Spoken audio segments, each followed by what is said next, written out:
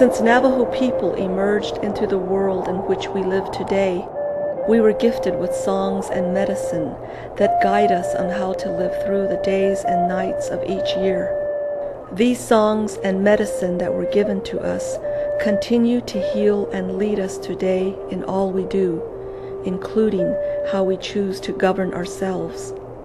Despite the influences of mainstream culture and foreign ways of governing, we continue to maintain our traditions and way of life, but the fight continues.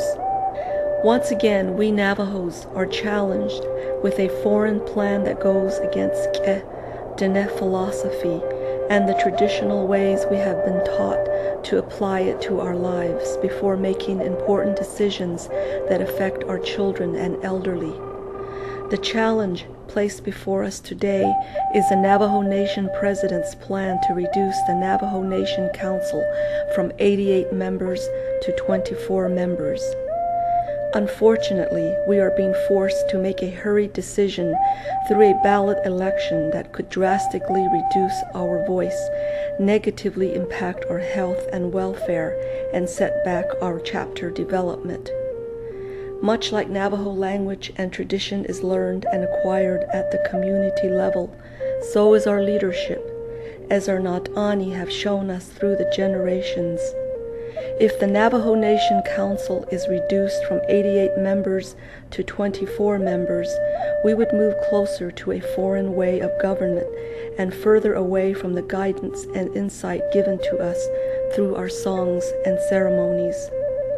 This means our children will have fewer opportunities to become leaders in our communities and at the Navajo Nation government level. The concept and teaching of K'e, which is taught through local leadership, would be lost. When we need a voice, would our elected council delegate be available, considering we would have to share our voice with 6 or 7 other chapters, a drastic change compared to the current makeup where our delegates represent 1 or 2 chapters. Our council delegates are responsible for advocating for our people's needs while preserving what we have as a nation and who we are as Diné from immediate and long-term threats. These threats include forces within our nation and at the international, federal, and state levels. Would 24 officials be able to advocate for 6 or 7 chapters and at the same time work to protect the Navajo Nation from the other foreign states? We don't think so. And it would be at the expense of those most vulnerable, our young children and elderly grandparents. It is frustrating that the President of the Navajo Nation is subjecting us to such turmoil and distress. We know this because if the Navajo Nation Council is reduced, direct services that affect our health and welfare would be severely delayed or lost because of missing legislative oversight that is required by Navajo Nation Code. In other words, a vote to reduce the Navajo Nation Council is a vote to keep us from accessing housing assistance, burnout assistance, electricity hookup, water lines, emergency assistance, educational scholarships, senior citizen projects, and burial assistance. Clearly, this type of government reform is not in our best interest. Our communities do not deserve to have our hard work diminished. The many years of planning for our chapter development would be seriously disrupted, as the certification of chapters under the Local Governance Act would be delayed indefinitely.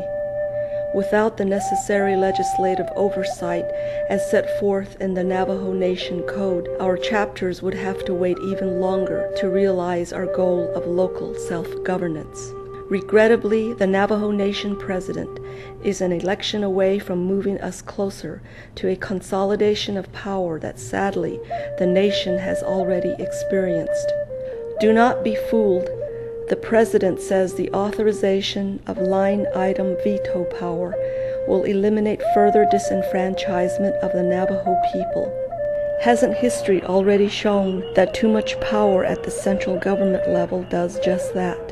Disenfranchises the people from their government. And who is to say that the president won't take out your chapter project at the stroke of a pen for political reasons? In honor of those who have paid the ultimate sacrifice and fought for our freedom to speak our voice, we urge you to vote on these important issues. Let us not forget our Navajo warriors who provide a blanket of safety for our children who will carry our people forward, and the elderly who have preserved our traditions and our Diné way of life. Vote no to council reduction and vote no to line item veto. To learn more, please visit keepthe88.org.